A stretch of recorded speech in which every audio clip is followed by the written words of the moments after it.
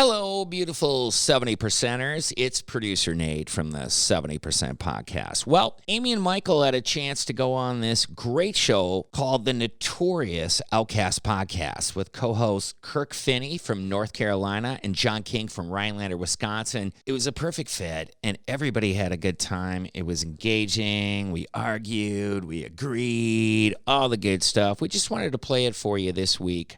So, enjoy. Roll the intro. The 70% Podcast with your host, Amy Alexander and Mike Sewell. Welcome, everybody, to the next edition of the Notorious Outcast Podcast. This is Kirk Finney in North Carolina. I'm joined by my partner, John King, in Rhinelander, Wisconsin. And he's got a couple of Wisconsin buddies on the line that have a famous podcast in their own right. It's Mike and Amy, and your show is called The Middle 70? The 70% Podcast. There you go, the 70% Podcast. Yep. That's great. It's awesome. Yeah, I got a chance to listen to a few of your episodes. Very, very impressive. I think you're absolutely right. I think that the biggest bulk of the population is kind of stranded out there. They don't really believe in the far right or the far left. They just kind of sense that something's wrong, and they know that they've become really disenfranchised.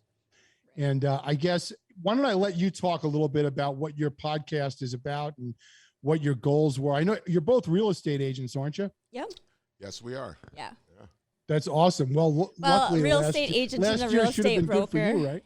Yeah. Right. Amy's a broker. I'm a broker. I just started started my new office on the first of the year. So yeah, super excited about that. Yeah.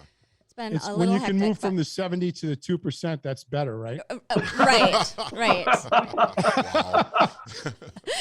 That's all right. I'll still be in the 70%. Yeah. There you go. Yeah. There you go. So, Mike, why don't you let them know a little bit about what we... Well, the 70%, Amy and I have been friends for many years, and we had been in the past talked a lot about politics and religion and race and things of that nature.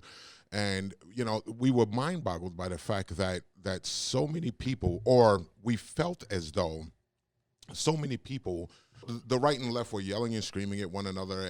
And we were like, well, what do we do about this? How do we make a difference? And we truly felt that at the very least, 70% of the people in the United States could care less what color you are, how tall you are, what background you come from, as long as you leave us alone so that we can earn our money, take care of our family, enjoy our life. We're good. Quiet enjoyment. Right. Dude, you want to wear a wig, wear a wig. I don't care. Right, exactly. But don't make me wear a wig. I don't want to. Right. You don't force your opinion on me, and I will not force my opinion on you. Now, for us to come together and have an opinion together and decide, steel sharpens steel. Like Amy and I do not agree on everything. So when we sit down and we have a conversation, sometimes she understands the world a little bit differently than she did prior to us having a conversation, and vice versa.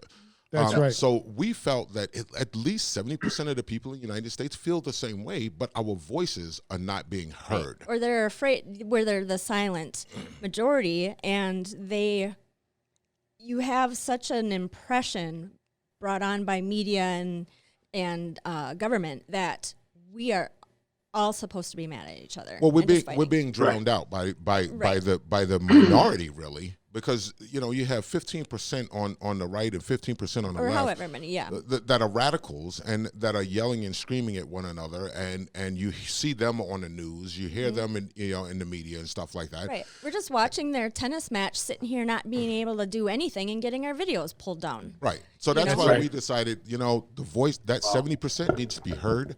And that's why we decided to start the 70% Podcast. Yes. And producer Nate from Dizzy Course Studios has been kind enough to loan us his studio, or I wouldn't say loan it, but he did a good job here of making sure we have a place and an outlet to get our show out and talk to people and just talk. That's great. Yeah, that's a smoking hot table that you guys are working at there. Somebody, I know. Somebody put some time and energy into that baby. Oh. Too kind. I bought a diesel sawmill about 5 years ago and cut up a bunch of trees and stock for a lot of the trim on the outside of my property, and for my front porch is all tongue and groove oak that I cut from my own trees. But as soon as you bring the wood inside the house to do anything, whether it be cabinets or whatever, it really has to be kiln dried. So I bought all the kiln apparatus, but then I had to build this super giant insulated chamber, with tar and 8 inches of urethane fiberglass, which is like a factory in your basement. Right. Well, you might as well just right. make, you might as well just make a fallout shelter. At that point, you should just go buy it. Right.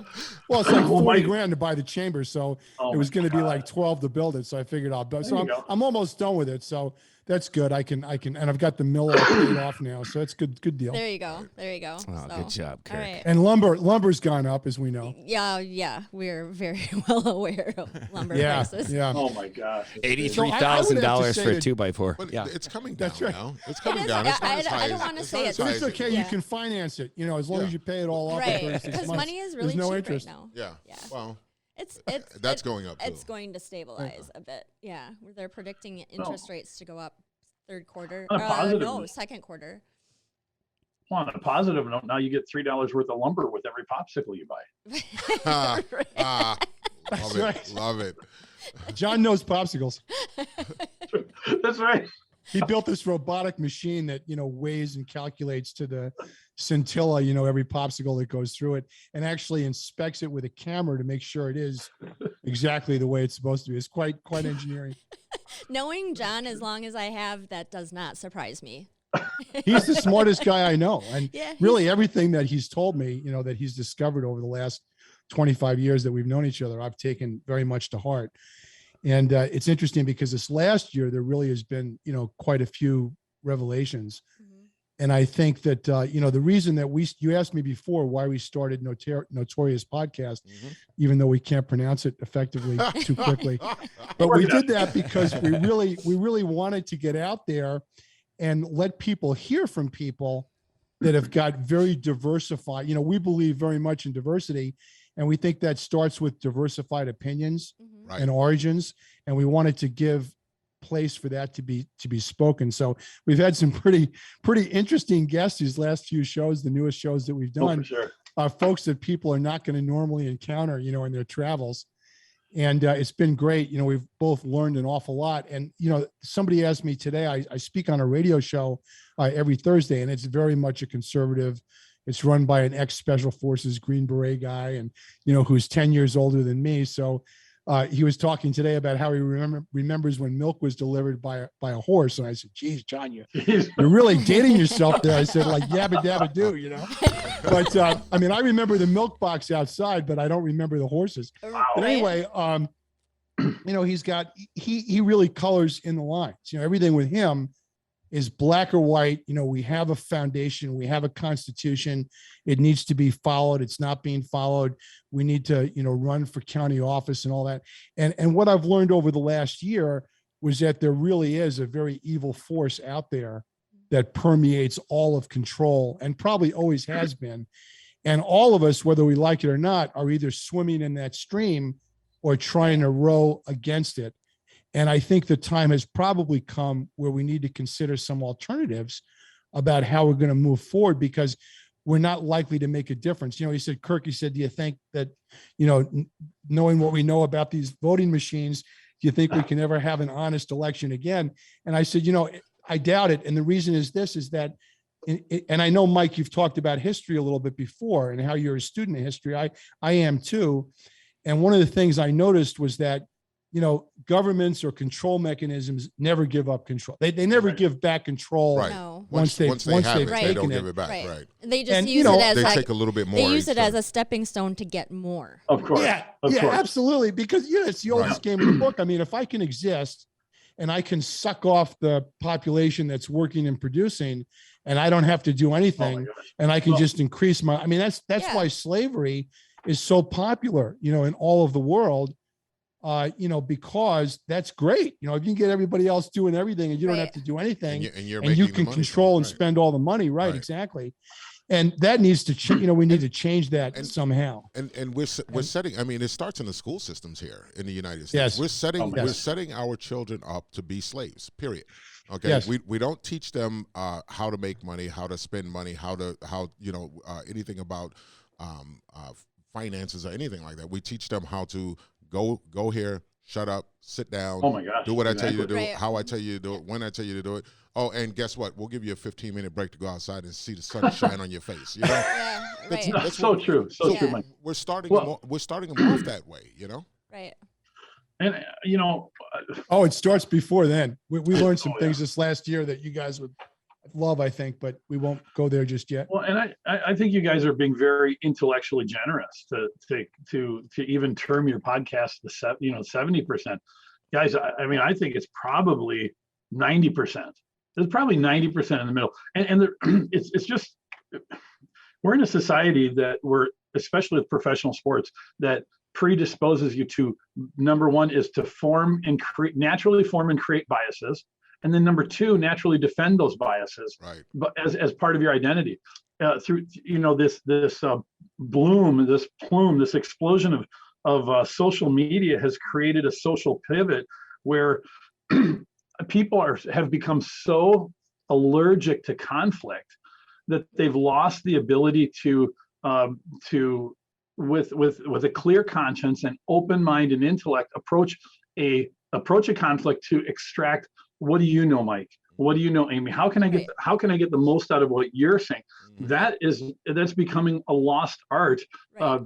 The benefit of conflict, and it's turned into this like an allergic response, and blame game. and consequently, the tragedy of that is that only a narcissist will seek power. The rest of us, the 90%, which are more congenial, we want to get along to go along.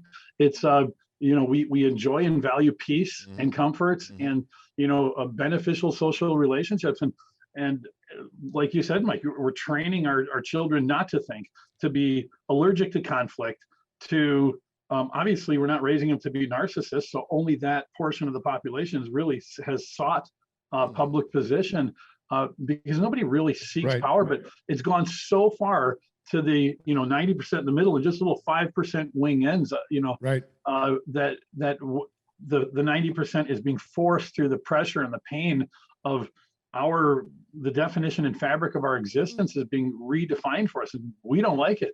And when the 5% on the both bookends are telling you, don't believe your lying eyes, don't believe what you're experiencing, just enough is enough, and that becomes what is the tipping point? Where do we wake up and that's really what we want to do, is intellectually wake people up to become thinkers, to think for themselves. How do we, and as Amy talking to you and Kirk talking to you, the big thing is, how do we get the people who are listening to this podcast and watching these videos?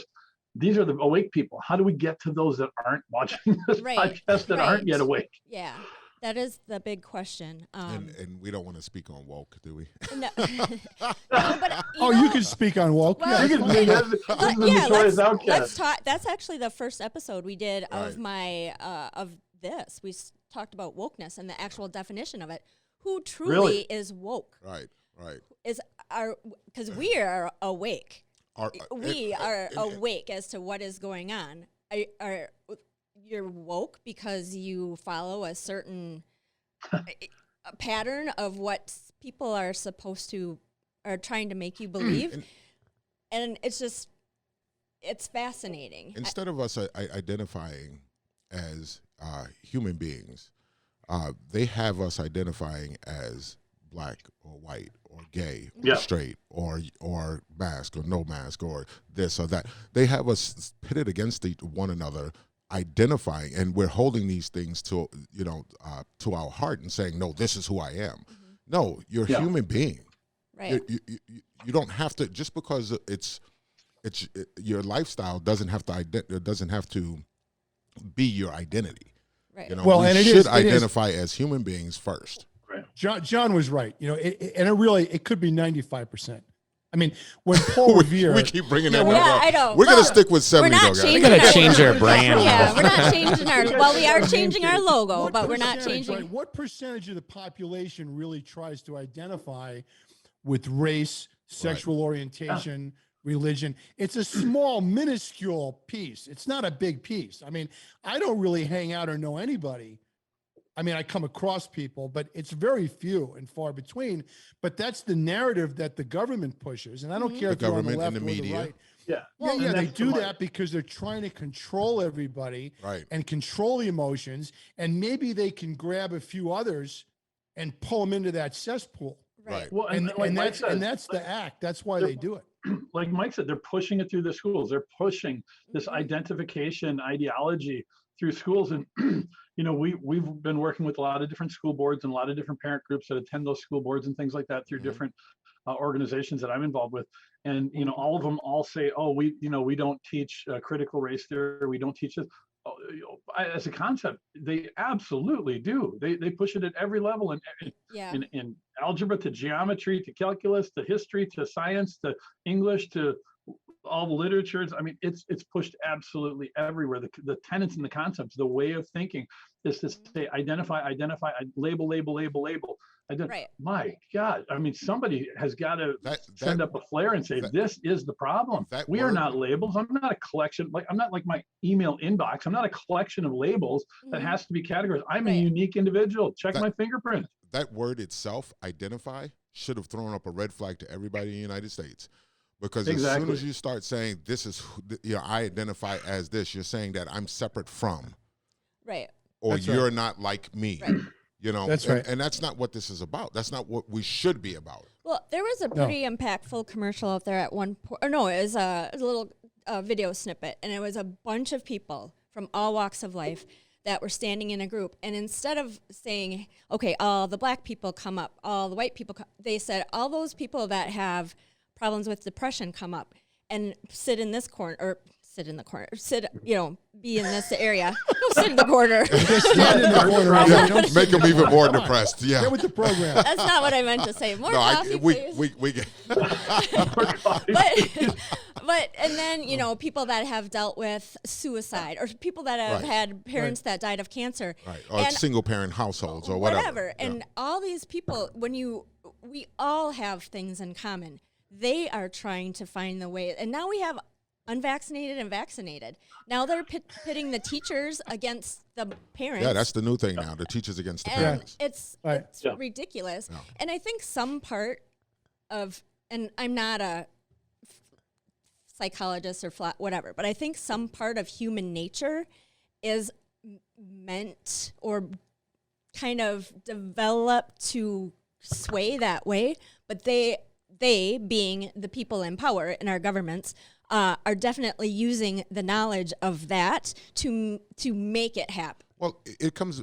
Here's the thing. Okay, throughout history, throughout time, we have, as a people, have seen. If you go to a different country, so the people from Africa go to wherever, and they see that people are different, we're naturally predispositioned to be fearful. Okay, that's a natural predisposition. I would think that's like instinctual, because it's different. It's something different, something new. Okay. However, in these times, in these days, we know better now. Right. We know We've had a lot enough of to be able to say, you know what, I don't need to fear someone because of the way they look. Let me give this person a chance before I fear them. So if the guy comes into the store with a bunch of tattoos and stuff on, his face is covered with tattoos, that doesn't mean that he's a killer or a gangbanger. It just means he's a guy that's got a lot of tattoos on his face. That's right. That's right. And he's more than likely a tattoo artist, so you should probably go and with a lot of experience. Well, I think you're right. I think the rush to judgment is it's a two-sided sword, because it can be really good. And yet, you're right. I mean, most people, they don't want to be criticized. They don't want to stand out. They don't want to be an outcast. So they stay silent, which is, of course, the majority. Right. And we're taught that really is what sophisticated, civilized people do. They don't discuss religion. They don't discuss politics. Right. Well, that's how we got in this mess. Convenient. When you don't talk about how convenient. things. Right. Yeah. Exactly. That's right. This is a narcissist wish come true, guys. Right, exactly. So maybe we're doing it wrong. Maybe we should teach our kids to be narcissists, and everybody could climb to to the the top. I think you're right. Yeah. You have to start with the teaching them the value of conflict.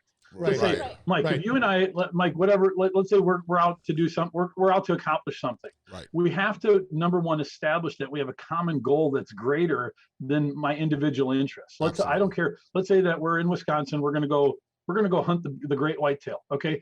I may say, Mike, I think that we should stand on the north side of the highway. And you said, John, I think that we should drive the south side of the highway. Now here we have conflict.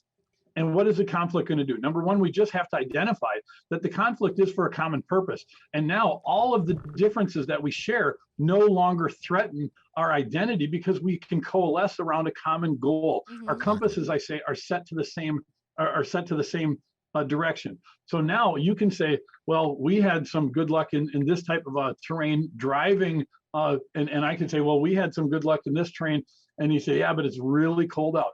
And what happens is all the differences of opinion contribute. And as long as we can set our goals, our higher goals, way above, then what happens is our differences no longer divide us, but they actually support, educate, and build our collective knowledge, and it's no longer threatening. And this is a missing message in schools. It's not taught. I mean, through social media, the saying, it's easier to convince somebody, it's easier to fool somebody than convince somebody convince them that they've been fooled. And this is because we are taught, and like Mike, to your point, from the schools, the very tenets of education teaches people to be biased and to fear the conflict, to conform.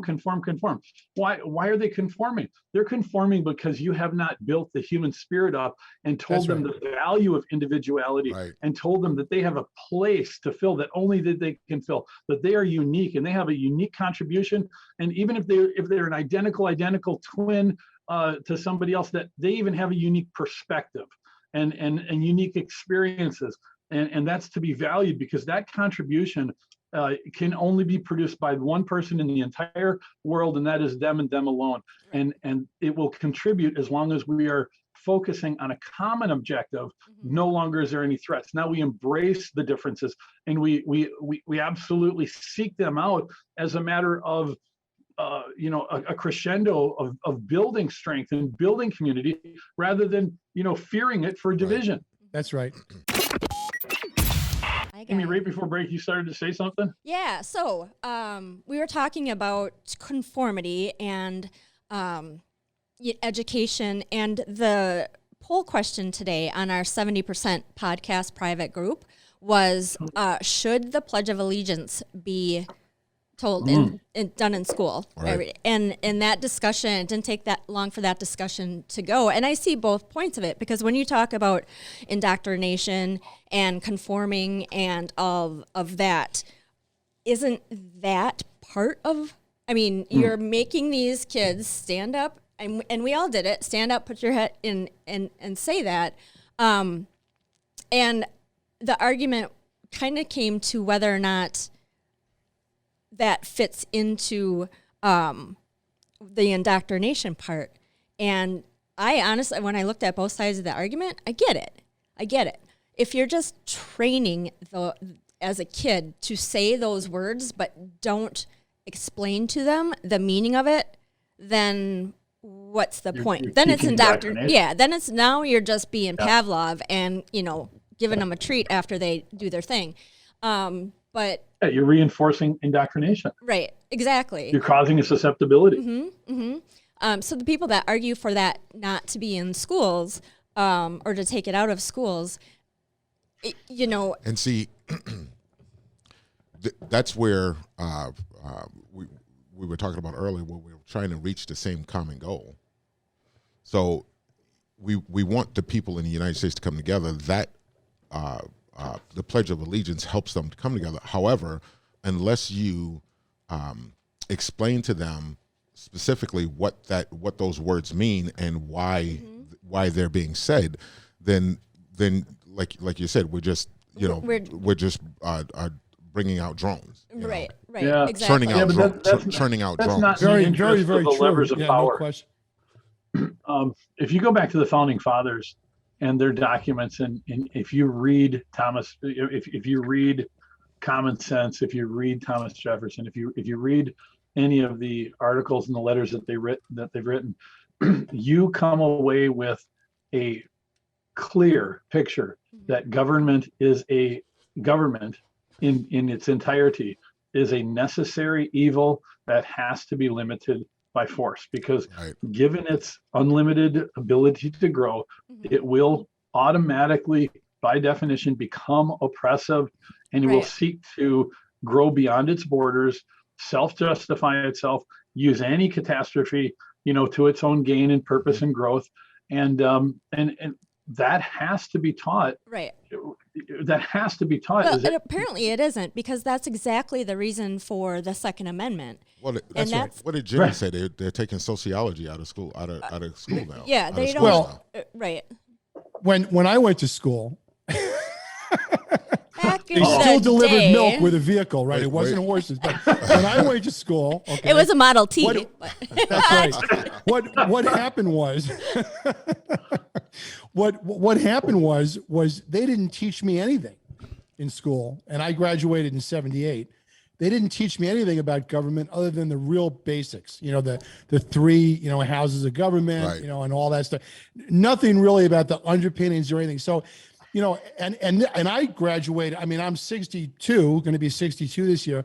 So for at least the last 62 years, they have not even effectively taught American history, what makes it different, Right. why, the freedom here is so important, why people are tunneling and jumping fences to get here. And folks, it's not just to sell drugs.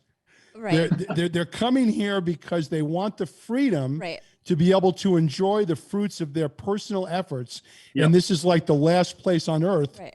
I at really this point where they can wish- experience that. Yeah. For at least a little bit longer. I wish unless we start to. I wish people in the United States could actually understand that this is the last stand. Yeah. This is it. Being You're like right. You're Europe exactly right. or being like Europe or that's The not the horror show that we're answer. seeing from Australia. Look at Australia. Oh my gosh. I mean, What are they on their fifth booster now or something? I don't Well, I even mean, know. it's But yeah. crazy. Yeah. And they got that thing, whatever it is, that's running the country. It's just, I mean, forgive me. Listen, what people do in the privacy of their own bedroom is fine by me. Right.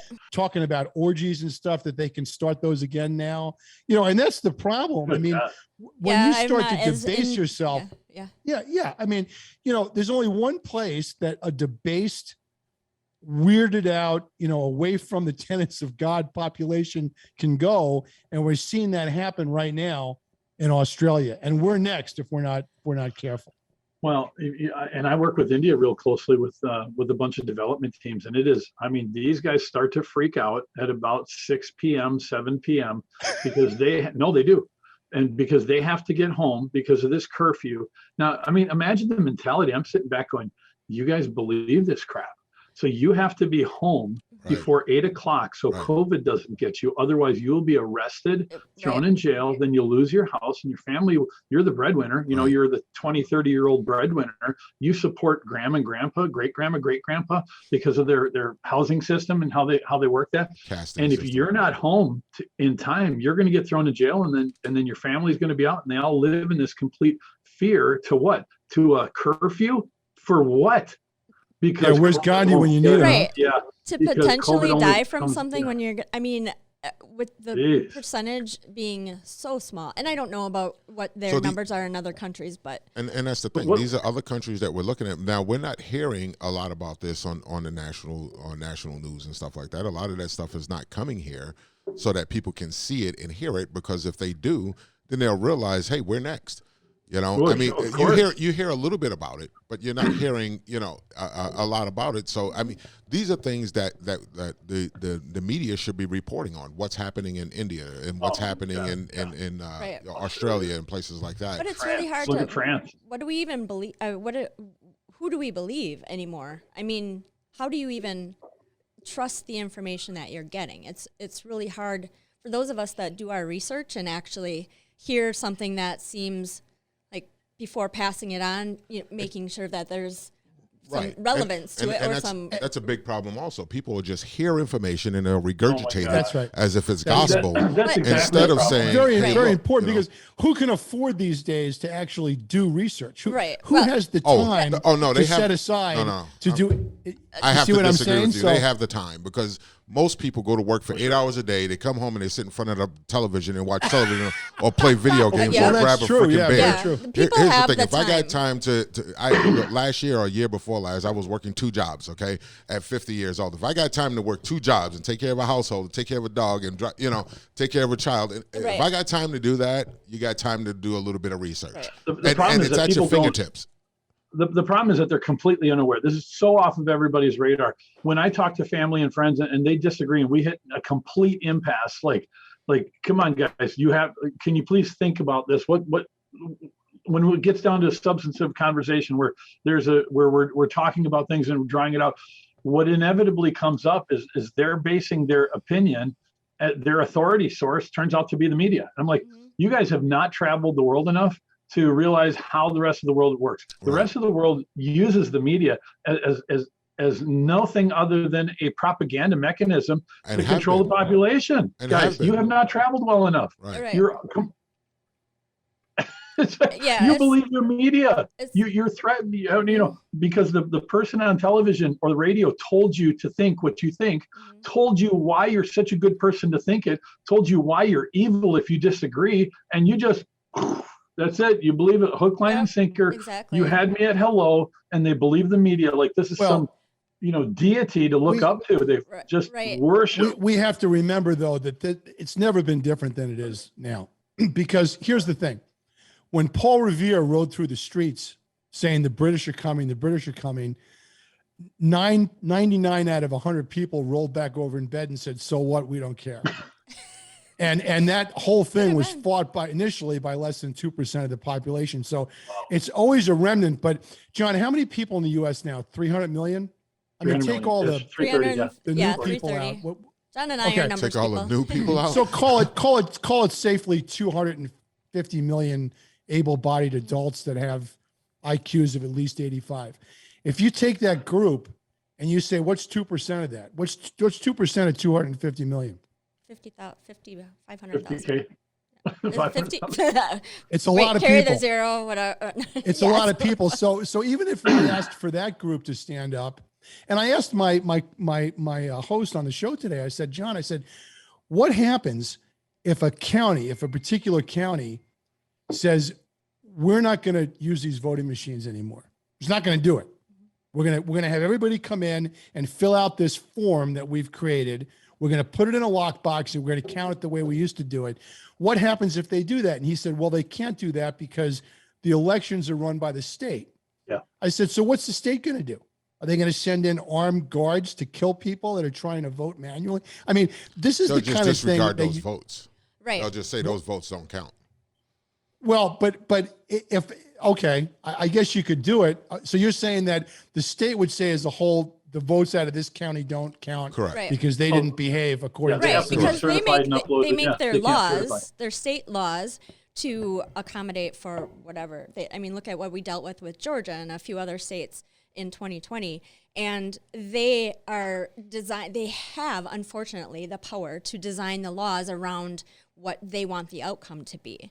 And so, COVID 2020 election, I would be willing to stand in line with a mask on 6 feet away from people for 5 hours. That's fine. Well, nobody wants to do that, so we're just going to mail that vote in for you. Okay, well, send me my 3 copy. Yeah, it just that once the government says something, and here's the entire basis of our situation right now. Once the government says something, we as people feel forced, no matter what we feel about it, we are supposedly forced to fall in line with that. Well, here's the thing: if we see on the news what happens to people who stand up against the government, right, they're made examples of course. Right.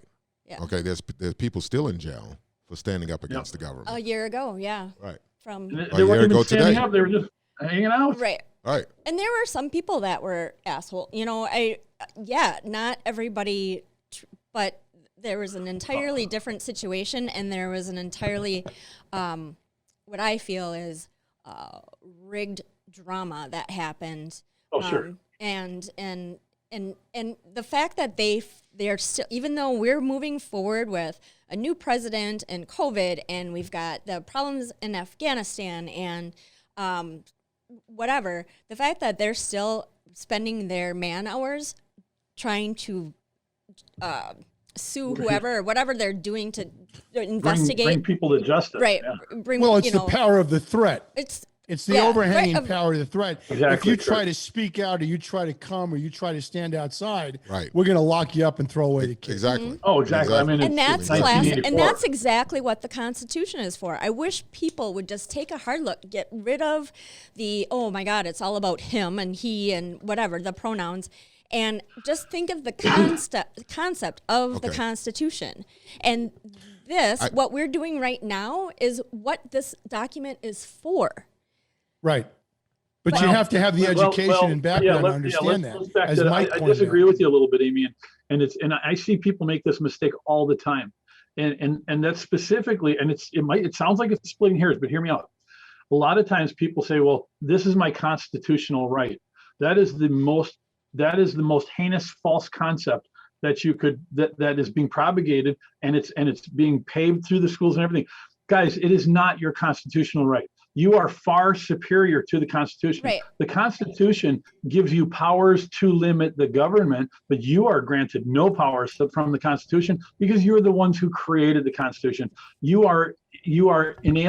have inalienable rights by your creation, by your mere existence. You created a document. The document is subservient to you. So the only thing that the Constitution does, it's a very useful tool to limiting the evil powers of government that wants to just explode and take over your life. That is the constraints that you can employ to constrain it. But the Constitution gives you nothing because you created it. How can something that you created, give you something? No. When you say constitutional rights, it is your right not to be limited by our government for those things. It is a contract. It's a legal contract that makes sure that if the government would just, if they actually didn't try to tear it apart or change it or whatever, they would be working for us.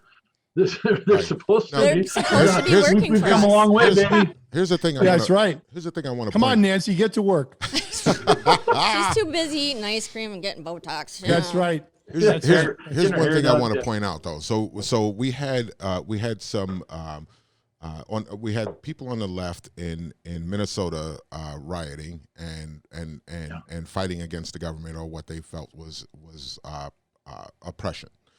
We had people in Washington, D.C. do the same thing. Now, these are people from different backgrounds, and so I'm just going to throw it out there. Most of the people were white in Washington, D.C. Most of the people were black in Minnesota. These people here in Washington, D.C. have been imprisoned for a year, and we don't hear anything about it. If that would have happened to the people in Minnesota, we wouldn't stop hearing about it.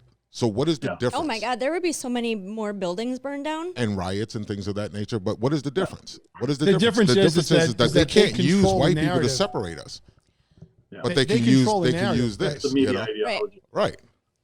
I think not changing this into a race conversation. I'm just saying no, but it's a bias. You're right. It's a huge disparity. And I actually think it's a people thing. When you roll that into human nature and how we react as a society, I think there are two. You guys have read, you know who Stephen Covey and Dale Carnegie are? Sure. 7 Habits of Highly Effective. And then Dale is the How to Influence. I truly believe that people fall into two categories. You're either a Carnegie or a Covey. You're either trying to influence people to get your way, or you're trying to improve yourself to get what you want. Right. And a year ago, people are trying to improve our situation. Right. Over here, we are just they are just throwing a fit so that that's right. So that we will change ourselves to accommodate them. Right. And there's a time for that. Look at Reagan's speech, A Rendezvous with Destiny. One of the most awesome speeches of modern history.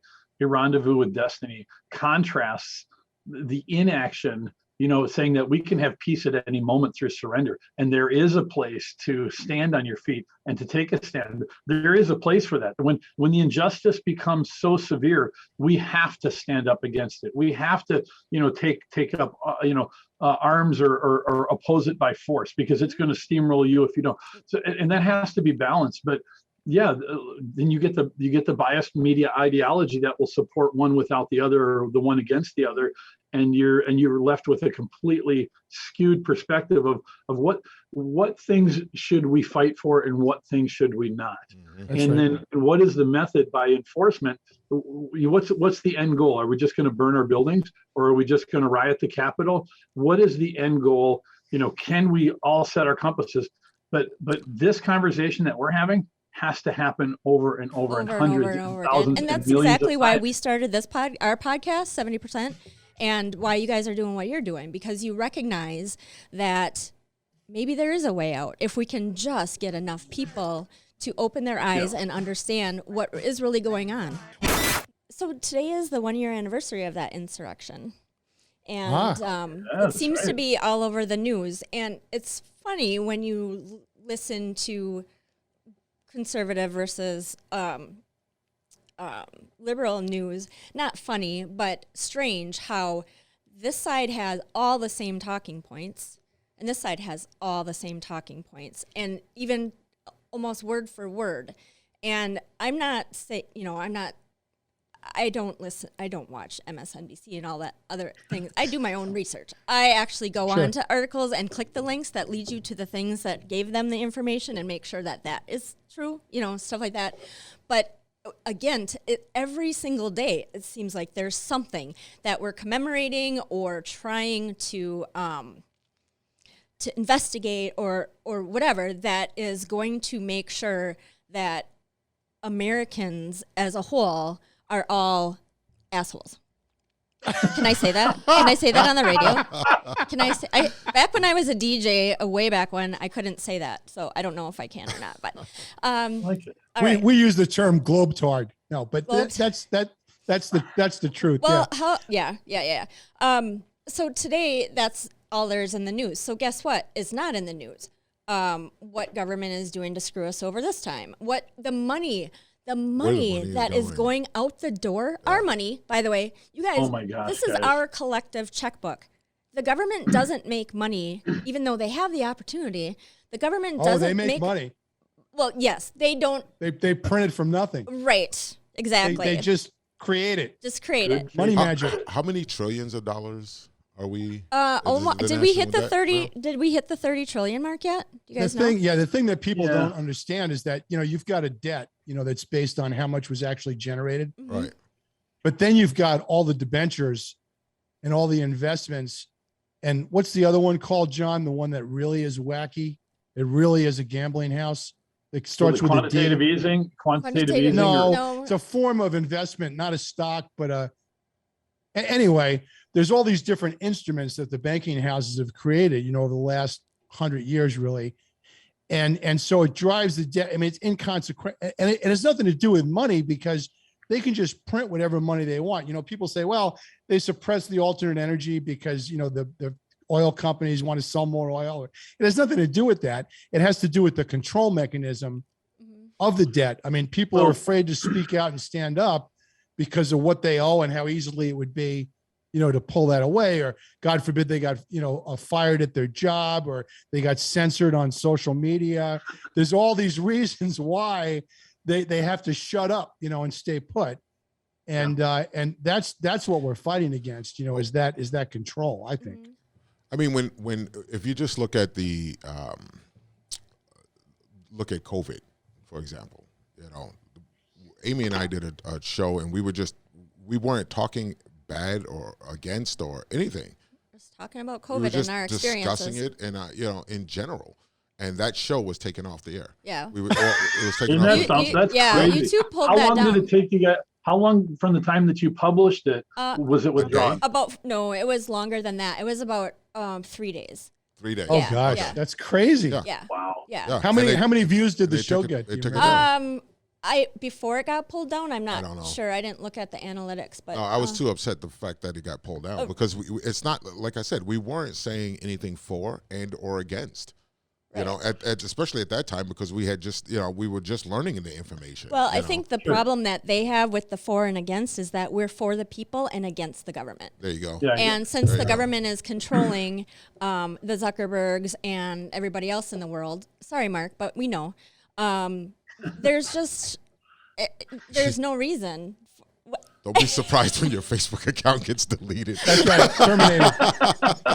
Here's the Sorry. Yeah, I mean, it's all about No, I'm categorization. kidding. You know, We're whole on enough technology outlets thing- now. He'll have a hard time pulling us down. So Here's the whole technology thing is about categorization. You know, they want to be able to take certain people and put them in a pot and rate them based on their ability to either foment, negative discourse or go. And the people that are left alive that can still speak, like some of us, we're just here so that it isn't too obvious, as to what they're doing. Right. We're next, The walls are coming in. Yeah, I mean, the whole DNA thing, all the ancestry search, who's my relatives, all Right. that.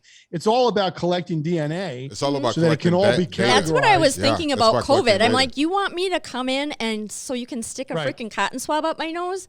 Right. And then send it off to a lab And somewhere. then send it off to a lab where they're going to put my DNA on file. I'm no sure. doubt. No doubt. Why? No, thank you. Well, if that's a whole nother rabbit hole. I'm not going to go into. Yeah, I mean, if I'm going to get get penetrated, I at least want dinner out of it. or something, But see, that's the thing. That's what happens to you. So you get to a point where you start to recognize that your voice is being suppressed. And once you start recognizing that your voice is being suppressed, then you start to think, what else is being suppressed? How else are they doing this? Exactly. What else are they Come on. doing? And That's when you the start thing. going down different rabbit You're right. holes, Right, but that's also where we're running into the differences, because there are people out there that think it's necessary. They have been indoctrinated to the point where they agree with the government and thinks it's necessary because they're it. idiots, right? They don't understand that 99% of the world always has lived in abject slavery and poverty, right? And it's always been controlled, and the mechanism of control and guess- is the withholding of pertinent information, knowledge, and wisdom. And slavery And is they've not been going to. successful. Yeah, and God gave them that ability. I mean, it says right there in the Bible that Satan's going to control the world and the earth, But and Here's the thing: it's slavery what is it's not all going to about. boil down to color now. It's not going to boil down to color. It's going to boil down to the haves and have-nots, and that's going or coming. ideology. Yeah. Look at how Yeah, quickly it's the gonna- ideological stratas have swept the social landscape. That faster than race, faster Oh my than gosh. lifestyle, Yeah. faster than anything. I've been paying attention to this stuff and talking about it on social media for quite some time. Ever since, so in 2007, I became a real estate agent. 2008, the market crashed and we started talking about TARP. Remember that? Yeah. And I was also dating a guy in military that worked special ops kind of stuff, whatever. So I knew a lot of the stuff that is going on conceptually behind the scenes in the government, military, whatever. And so I started paying really, really close attention to how all these puzzle pieces are coming together. Yeah. And now, 14 years later, I am shocked at the amount of people that don't see this, right? That can't fathom that this could be happening to us. And I don't even know what to do anymore. I don't think that. Ultimately frustrating is when you have loved ones and family that are completely asleep at the wheel. That is, to me, that's the infuriating part.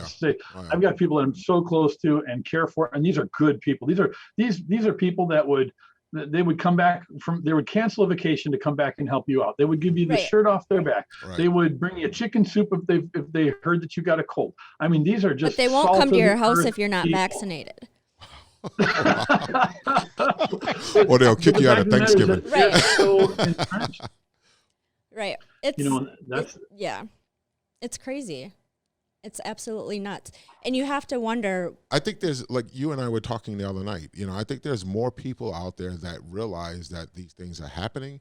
They're either complacent to it or they don't know what to do about it. I think there's a lot of people that I hope can so, see Mike. it, I hope so. but they don't know what to do about it. I hope that's correct. I just fear that so many people are sleeping. Right. And how long do we have to wake them up before it's just too late? I mean, or is it already too late? I mean, is what we're doing for naught? The 2020 election. Yeah, the 2020 election made me.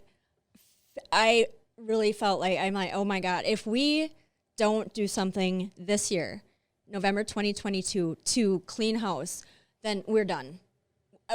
And that's the thing. We need to we need to wake up enough people that, okay, something is happening, enough that we can all collectively vote together to get the people in office that we want in office, that are going to truly care about the layperson, the norm, the everyday American. Right.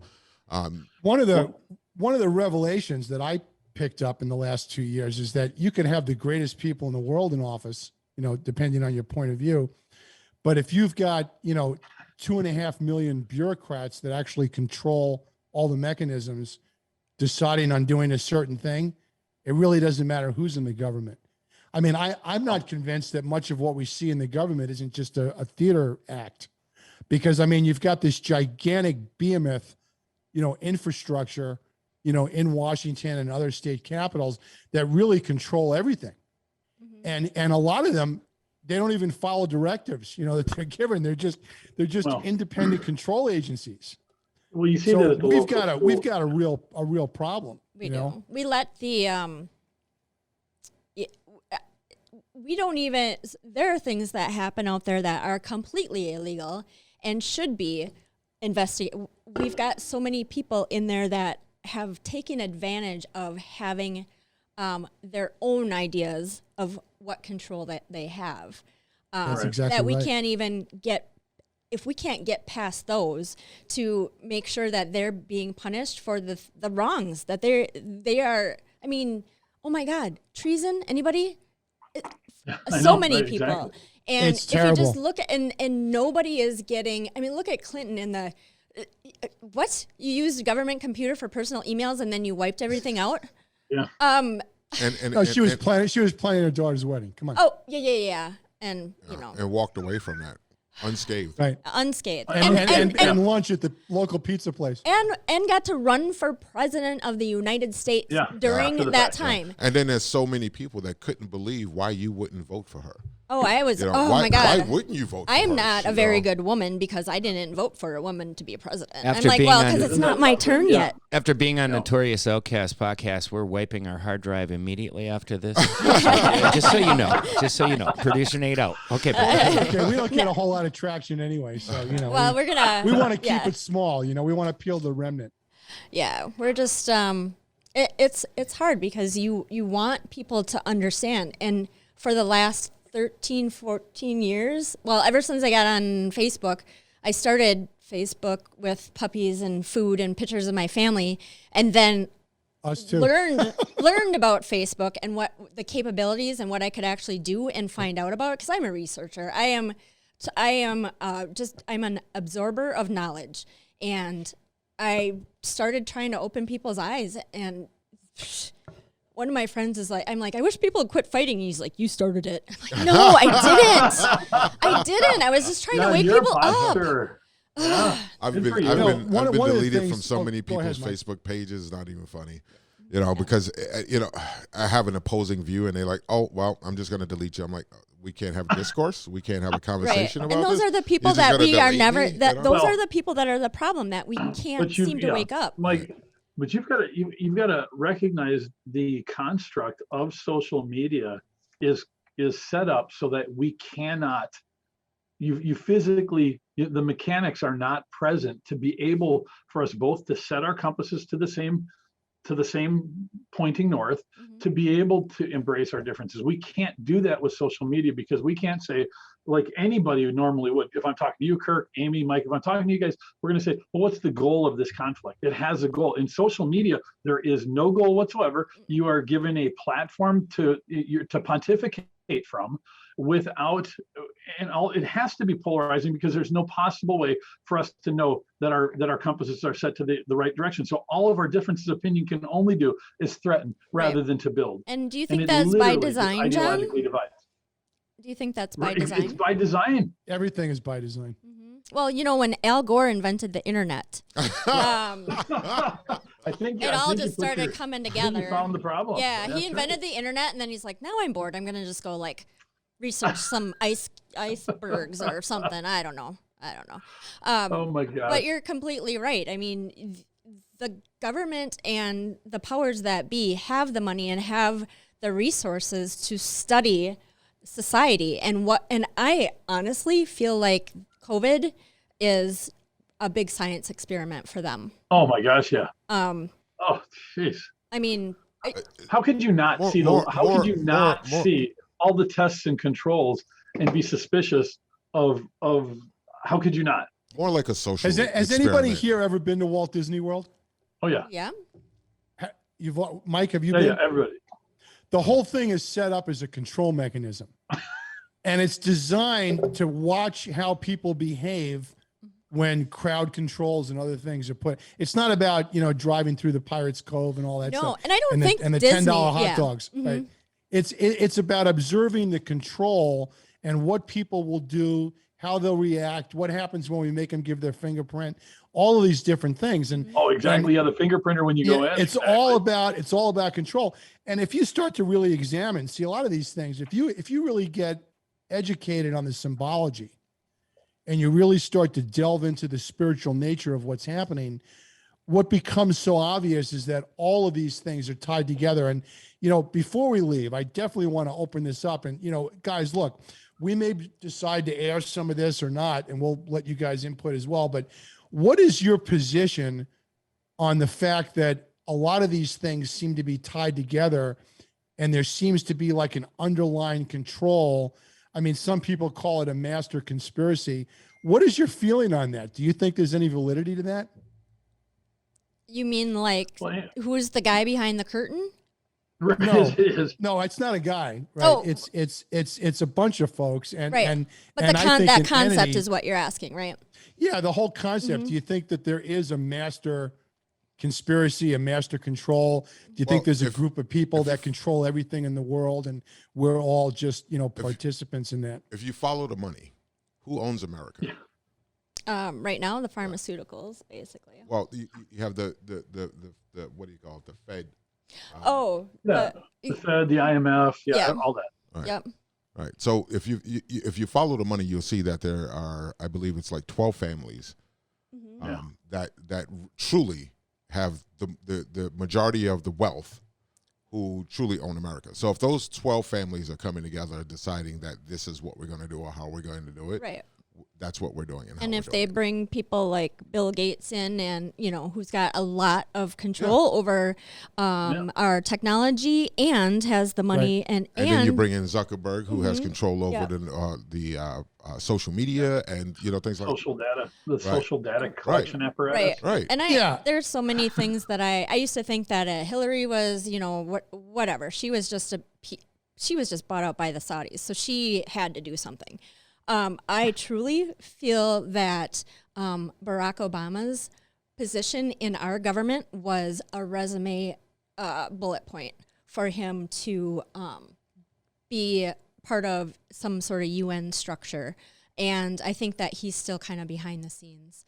You can call it a conspiracy if you would like, but there is no president in the history of America that,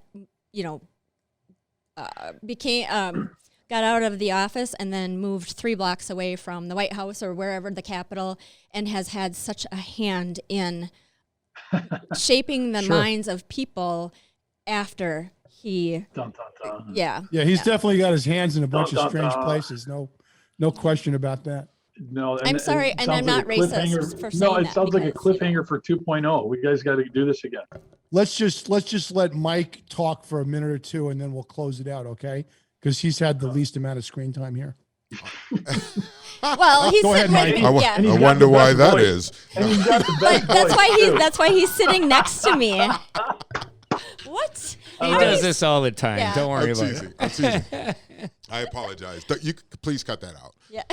We don't want to get accused of any race preferences, so You That's started why I it. said I'm not a racist, because I didn't vote for Barack Obama. No. But yeah. Oh, it goes way beyond race with that guy. There's Yeah. a lot of material there. Let's put it that way. Well, you know, one of the things that I look at is like, okay, so I feel as though these things are happening. I feel, and when I say these things, I feel that there is a specific conspiracy to get all of us into, and when I say all of us, I'm talking about everybody in the United States, to fall into a certain category, a certain line, so that we fall in place, so that we're not fighting against the wheel or against the government. Excuse me. Where I have a problem is that how do I get my friends, family members, you know, people outside of that, people that are listening to the 70% and to your show as well, how do we get them to understand that that something is brewing, and we need to open our eyes and come together collectively to be able to fight against this? And when I say fight, I'm not talking about picking up arms and stuff like that, unless, of course, it comes to that. But anyway, that's not what I'm talking about. I'm talking about actually, you know, standing up against these things. It's fear. To be able to say, you know what? No, we're not going to.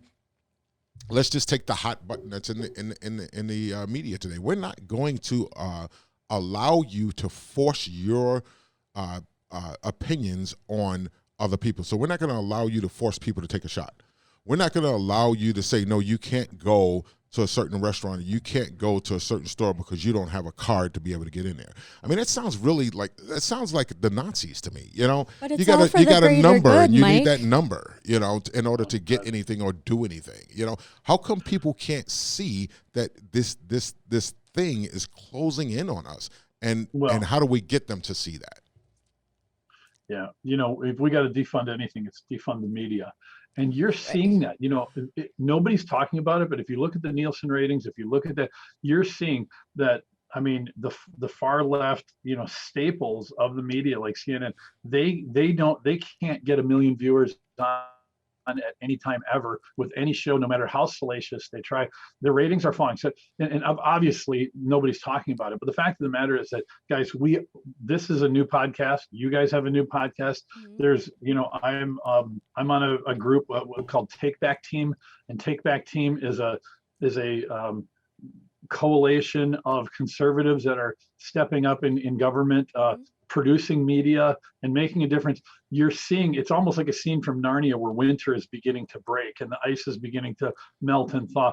I feel like we are making a difference. We can't see it on the surface, and the people that are losing this battle are not acknowledging it. But I am filled with hope every day because podcasts like this are happening. People are waking up. Our membership and Take Back Team is growing daily, and we are making a difference. The pain is waking the sleeping giant, and hopefully this is just the catalyst to a very big movement of balancing. You know, every storm that comes in life is not necessarily a calamity independent of itself, but serves to bring balance to an imbalance. If there's a low pressure system or something, a big storm will come and balance. And guys, I think we're heading into the storm, and hopefully what we come out of it with is a lot more balance. I love it. That's right. I mean, the most important thing we want all of our listeners to remember is that the only people that you can really count on is your family, you know, perhaps your spiritual affiliation, and most especially yourself. So this would be a really excellent time to recognize that, you know, tough times are probably coming, and you need to take the time to really get prepared. You know, have some extra food on hand, have the means to, you know, purify water without electricity. Nothing big, just the basics. You know, if you live up north, have a little extra firewood. If they still let you burn that stuff in your oven, I know they're shutting down New York. But yeah, you have to get a permit. They can't burn any more wood, you know, for heat. You have 3 scrubbers on the chimney. That's right. Well, listen, this has been awesome. You know, it's great to hear from you folks. Hopefully we can do this again. Do you have any closing comments that you want to add? John, you guys, anybody, Amy, Mike? Hey, love you guys. It's awesome to confab with you. Mike, so good to meet you virtually in person. Amy, so good to see you again. Nate, love you. Kirk, always a pleasure. Awesome. I just want to actually say something to the people that are listening. Don't be afraid. I think that's part of the problem that we have is people don't want to stand up because they're worried about the consequences. The government has definitely indoctrinated us to be afraid of them. And if we keep doing that, we're going to be just like Australia. No doubt. Well said, Amy. Thanks. Yep. The control mechanisms are going to increase and they're going to get tighter. And we definitely need to stay vigilant. Well, thanks a lot, guys. Have a great time. All right, thanks. Hopefully we can get you back again. We'd love to do this again if you guys are willing. Yeah, All we'd right. like to have you on our show as well. Yeah, of course. Well, anytime good. you want, we'd love to do it. Just give us a 10-minute notice and okay. we'll be there. Okay, cool. I like it. Sounds good, guys. All right. Thanks. Have a good one. Thanks a lot, everybody. Have a great week. We'll see you next time. All right. Well, that's our show tonight. Thank you for listening. I'm Amy Alexander. I'm Mike Sewell. Please comment, like, and share. No doubt.